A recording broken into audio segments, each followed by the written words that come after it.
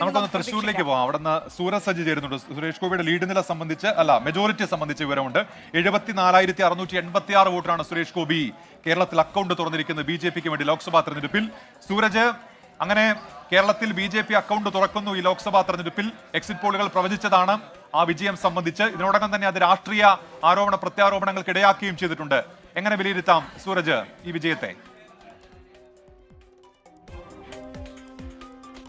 തൃശ്ശൂരിൽ BJP എന്തായാലും account തുറന്നു. അത് കേവലം അക്കൗണ്ട് എന്ന് മാത്രം പറയാൻ കഴിയില്ല. വലിയ ഒരു ജനവിധി അത് BJPക്ക് അനുകൂലമായി തൃശ്ശൂരിൽ ഉണ്ടാകുന്ന സാഹചര്യമാണുള്ളത്. രാവിലെ ഈ വോട്ടെണ്ണൽ തുടങ്ങിയ വേളയിൽ ഈ പോസ്റ്റൽ വോട്ട് എണ്ണുന്ന സമയത്ത് ഇടയ്ക്ക് ഒഴിച്ചാൽ പിന്നീട് ഒരിക്കൽ പോലും ഈ ഇടതു സ്ഥാനാർത്ഥിയോ UDF സ്ഥാനാർത്ഥിയോ മുന്നിൽ വരാത്തൊരു സാഹചര്യമായിരുന്നു. എല്ലാ മേഖലയിലും കൃത്യമായി സുരേഷ് ഗോപിയുടെ ക്യാമ്പ്, NDA ക്യാമ്പ് അടിച്ചു കയറുന്ന കാഴ്ചയാണ് ഉണ്ടായത്. പ്രത്യേകിച്ച് ഈ കോൺഗ്രസിന്റെ ശക്തി കേന്ദ്രങ്ങളിലടക്കം BJP ഇരച്ചു കയറുന്ന ഒരു സാഹചര്യം.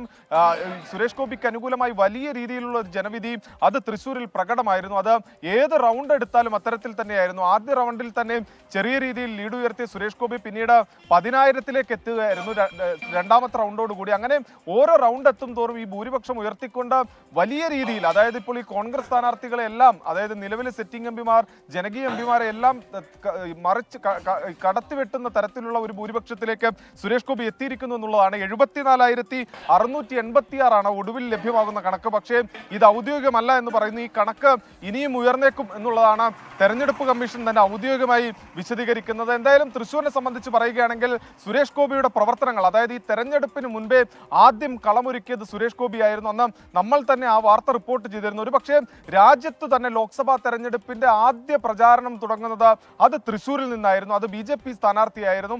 ചെറിയ ചെറിയ കോർണർ യോഗങ്ങൾ അത് സുരേഷ് ഗോപി നേരിട്ട് പങ്കെടുത്തുകൊണ്ട് കോഫി വിത്ത് SG എന്ന പേരിൽ ഈ ജനങ്ങളുമായി നേരിട്ട് സംവദിക്കുന്ന ചെറിയ ചെറിയ കോർണർ മീറ്റിങ്ങുകളിലൂടെയായിരുന്നു സുരേഷ് ഗോപി ഈ തെരഞ്ഞെടുപ്പ് പ്രചാരണത്തിന് തുടക്കം കുറിക്കുന്നത്. ആ പദ്ധതികളെല്ലാം തന്നെ വിജയം കണ്ടിരിക്കുന്നു എന്നുള്ളതാണ്. പ്രത്യേകിച്ച് നമ്മൾ സംസാരിക്കുമ്പോൾ, വിദഗ്ധരുമായെല്ലാം സംസാരിക്കുമ്പോൾ പറയുന്നത് വീട്ടമ്മമാരുടെ വോട്ട് അത് നേടാൻ സുരേഷ് ഗോപിക്കായി, അതായത് വീട്ടിൽ നിന്ന് വോട്ടുകൾ പിടിച്ചെടുത്തതാണ് സുരേഷ് ഗോപി. അത്തരത്തിലൊരു നേട്ടം കൊയ്യാൻ സുരേഷ് ഗോപിക്ക് കഴിഞ്ഞിരിക്കുന്നു. ശശി തരൂർ നേരത്തെ പറഞ്ഞതിൽ ഒരു പ്രധാനപ്പെട്ട കാര്യമുണ്ട്. വർഗീയ വിഷയങ്ങൾ ഒന്നും തന്നെ ഇടപെടാതെ കൃത്യമായി എല്ലാവരെയും ഒരുപോലെ നമുക്കറിയാവുന്ന പോലെ ഇപ്പോ ഈ ജില്ലയുടെ പ്രചാരണ ചുമതലയുണ്ടായിരുന്ന മന്ത്രി K. രാജൻ ചില കാര്യങ്ങളൊക്കെ മാധ്യമങ്ങളോട് വിശദീകരിക്കുമ്പോൾ മണ്ഡലങ്ങളുടെ കണക്ക് തിരിച്ചൊരു കാര്യമാണ് അദ്ദേഹം മാധ്യമങ്ങൾക്ക് മുന്നിലേക്ക് വെക്കുന്നത്. എത്ര വോട്ട് നഷ്ടമായിട്ടുണ്ട് കോൺഗ്രസിന്, ആ വോട്ടാണ് BJPക്ക് കിട്ടിയത് എന്നൊരു ആരോപണം ഉന്നയിക്കുന്നുണ്ട്. അതിന് മറുപടി പറയേണ്ടത് കോൺഗ്രസ് ആണ് എന്ന് പറയുന്നു. സ്ഥാനാർത്ഥി മാറി വന്നതൊക്കെ എന്തിനാണ് എന്ന് ചോദ്യം ഉന്നയിക്കുന്നു. അതിനർത്ഥം ഇനി വരും ദിവസങ്ങളിലൊക്കെ ഈ വിഷയം വലിയ ചർച്ചയാകാൻ പോകുന്നു എന്നല്ലേ?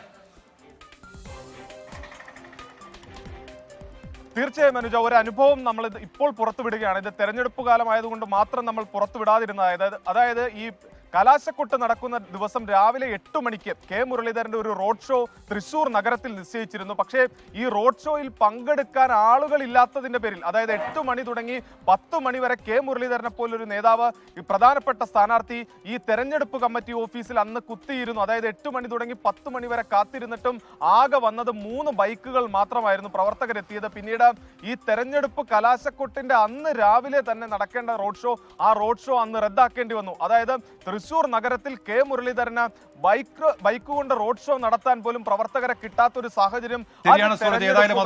ഇനി വരും മണിക്കൂറുകളിൽ, അടുത്ത ദിവസങ്ങളിലൊക്കെ പ്രധാനപ്പെട്ട ചോദ്യങ്ങളാകാൻ പോകുന്ന കാര്യമാണ്.